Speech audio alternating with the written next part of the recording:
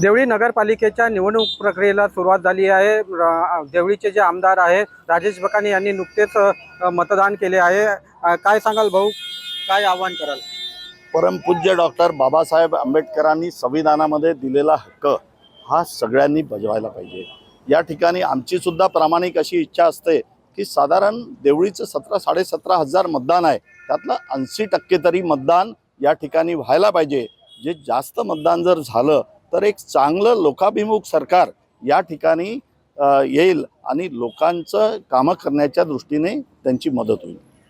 या निवडणुकीत मातब्बर नेते जे आहेत ते प्रचारासाठी आले आहे। प्रतिस्पर्ध्याकडूनही मोठ्या ह्याच्या सभा घेण्यात आलेल्या असं आहे की निवडणुकीमध्ये सगळ्या पार्टींना सभा घेण्याचा, भाषण देण्याचा हा सुद्धा अधिकार संविधानाने दिलेला आहे।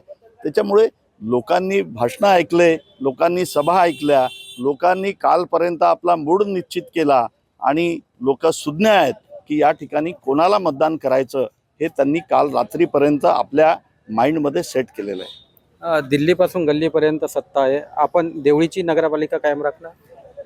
असं आहे की आम्ही कायम राखणार हे म्हणण्यापेक्षा लोकच कायम राखतील।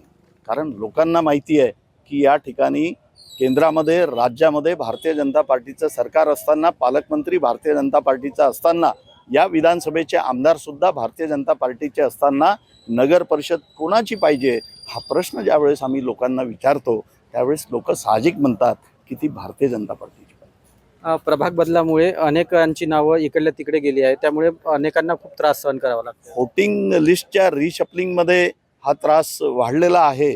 मी आता प्रोसिडिंग अधिकारी आणि BLO यांना सूचना केल्या की जे लोकांचं मतदान कुठल्या बूथवर आहे हे मिळत नाही आहे, त्या दृष्टीने BLOनी जरा जास्ती अलर्ट मोडवर यावं आणि लोकांना त्रास होणार नाही याची काळजी घ्यावी। नक्कीच ज्या मतदारांचे नाव मिळत नाही त्यांनी BLOची मदत घ्यावी असे आवाहन देवळीचे आमदार राजेश बकानी यांनी केले आहे। नरेंद्र मोदी, न्यूज 18 लोकमत, देवळी।